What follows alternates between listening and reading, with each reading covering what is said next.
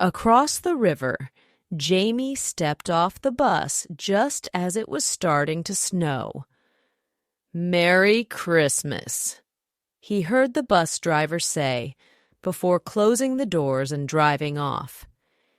Jamie was the only one to get off at this bus stop. He stood there scanning the short buildings that lined the only street in his small hometown. Nothing had changed, at least not for the better in the 2 years since he'd last been here. The buildings were looking more run down than they had before. He noticed that a few were missing, making the street look like a smile that was missing some teeth. Jamie thought it suited the town perfectly, as most the residents were, in fact, missing teeth. Despite the sorry state of the poor little town, Jamie was surprised to see festive lights and decorations covering the ruins of a once bustling coal mining town. He was also surprised to see so many people walking up and down the sidewalk, dressed in red, green, and white, all very cheery and talking to each other and laughing. Jamie stared at the scene for a moment, his dead little country town looking for the world like a Christmas movie. Beep! Beep! Jamie turned in the direction of the parking lot across the street from the bus stop. There sat a large Chevy pickup truck with a lanky woman he recognized as his older sister Lily, waved at him from the driver's side window. Jamie made his way across the street and got into the passenger's side of the old truck, slamming the door loudly. He could smell the smoke scent that he knew was from the fireplace that heated his childhood home, radiating from Lily. The smell hit him hard with nostalgia. Lily reached over and patted Jamie on the back. "Well, look at you," she teased. "Look like you've actually gotten shorter." Jamie snorted. "Looks like you've turned into a street lamp." Lily laughed heartily, but the reaction he wanted but one he expected. She was always giving him crap about being shorter than her. "Ready to go home, college boy?"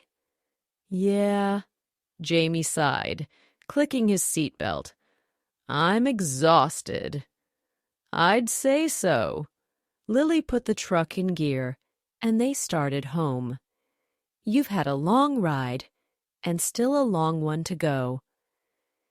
Jamie and Lily's childhood home was deep in the mountains of Appalachia, almost an hour away from the small little town.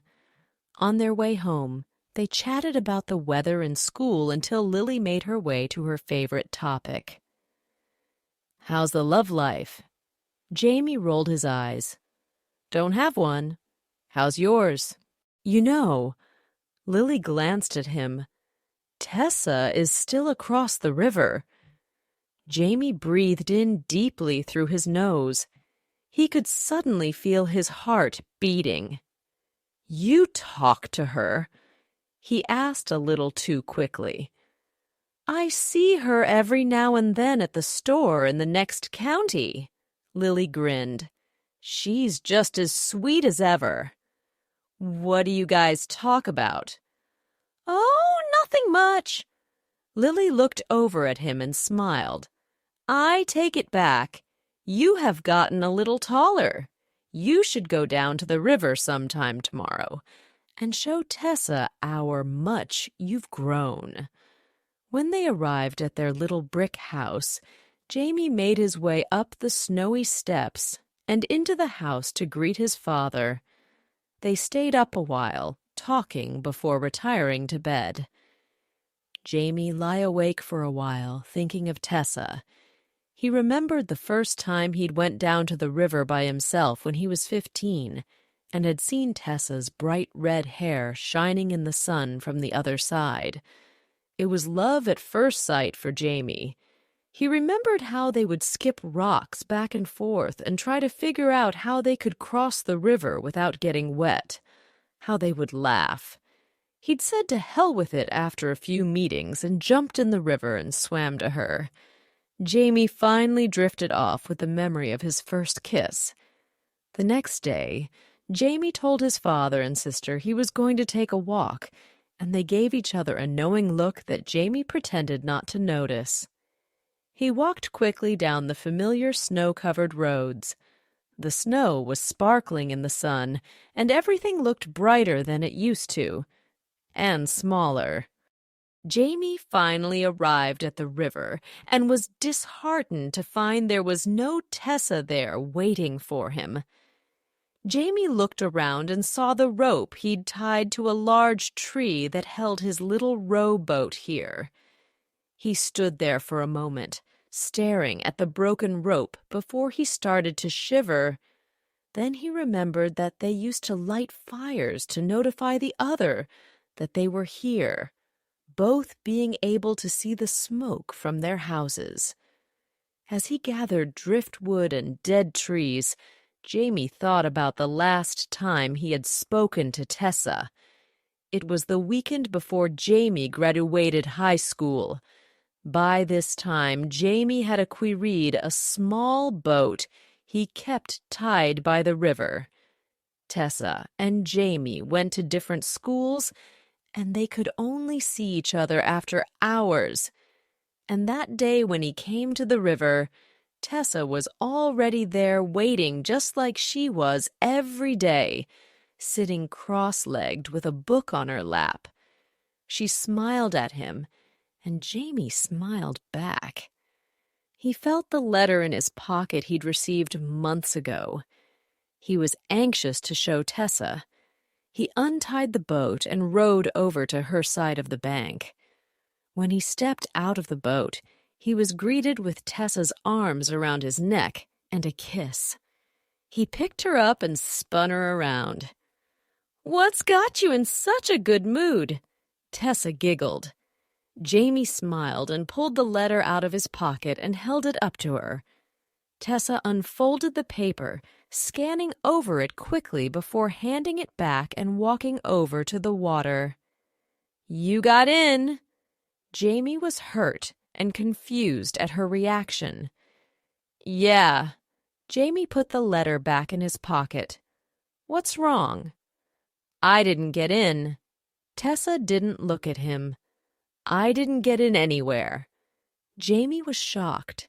Tessa had always told him that she excelled in school and was the top of her class, that she'd applied at all the same schools he had, so they could be together.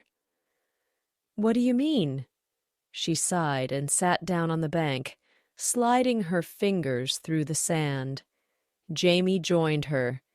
He stared at her and waited, but she wouldn't meet his eyes. "Tess." "I quit school last year," Tessa said quietly. "What?" Jamie took a deep breath. "But you talk about school all the time." Tessa let out a shaky breath. "I was never any good at school. I never applied to any colleges." Tessa picked up a handful of sand and let it slip through her fingers. Jamie watched it fall into a small pile for a moment. "Why?" He gulped. "Why'd you lie?"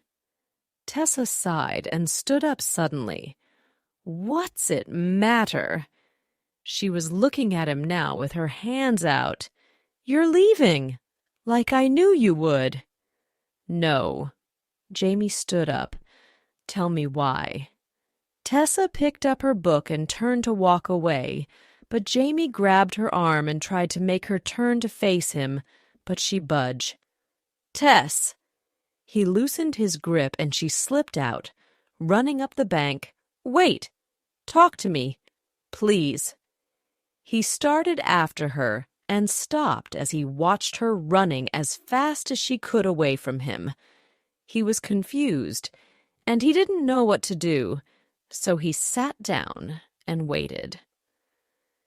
When the sun started to go down, he untied the boat and headed home. When she wouldn't return his calls, he decided he would come back to the river the next day, and every day, until he had to leave for college.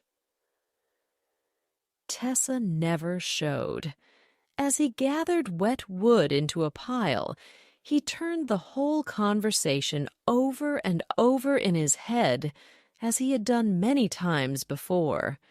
He still turned up with no answers and a broken heart. He wondered if he really knew her at all. He gathered some dead, wet leaves and struck a lighter them, and they began to smoke immediately. He worked for some time trying to achieve a good flame, and eventually he had a small but very smoky fire. He kept the fire going for about an hour when he decided to let it die. He thought was being a fool, and it was time to head back and be with his family for the holidays. He turned and began his walk home. Jamie. He spun around to see a beautiful mane of fiery red hair glowing against the color of the snow across the river. Tessa threw a rock, which skipped 6 times across the surface of the water before landing in front of Jamie. He picked it up and held it tightly. "Tess!" He laughed. "I didn't think you'd come." Tessa bashfully looked down at her boots. Now that she was there, Jamie had no idea what to say. It was hard to have a conversation like this, even though the distance between them wasn't that far. Instead of saying anything, Jamie shot the rock back across the river towards Tessa, only to fall short. She laughed then, and the sound softened the awkwardness. "You've gotten rusty, huh?" "Yeah," Jamie laughed. "It's been a long time." Tessa paused. "Do you want to talk?" Yes." "Sure." Jamie gestured to the tree with what was left of the rope. "The boat is long gone." "There's a bridge now," Tessa smiled. "This way." Tessa started to walk upstream, and Jamie followed on the other side. They walked in silence as the river began to widen the gap between them. Jamie kept looking to his left to make sure she was still there, and finally he spotted a bridge to ahead. They climbed the banks to get to the bridge and finally met in the middle, panting, their breath coming out in white, foggy air. "Tell me why." Jamie got straight to the point, out of breath and tired. Tessa chuckled.